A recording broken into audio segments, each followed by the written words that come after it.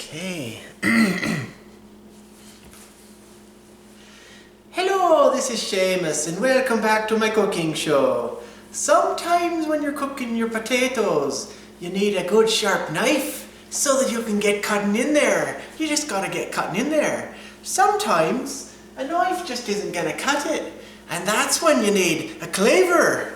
You need a good cleaver with a good hard long bone handle and a nice knobby thing to hold on to. So you get your cleaver like this and you hold it in your hand and you grab your onion or your potato and you just start chopping.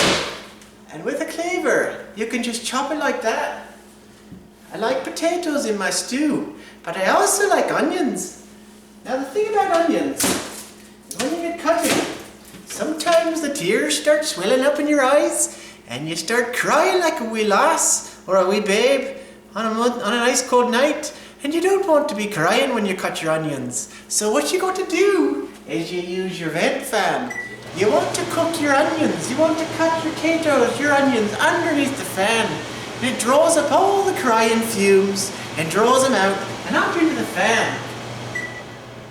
It's the only way to do a potato or an onion. You got to cut them up with a cleaver, and it's the best way to do it. So, now, the thing about a good tater is, if I can show you here for a minute, it's got a heart on the inside, and you've got the eyes. You've got lots of eyes, and you got the heart.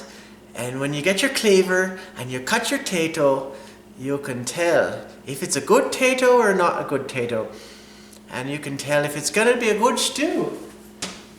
So, take your cleaver.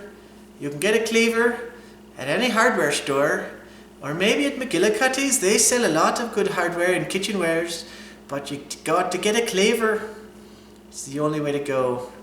So you can buy these anywhere. This one runs about $40 is all. It's not a very bad deal, but you can get a cleaver about anywhere. Often many knives have cleavers. So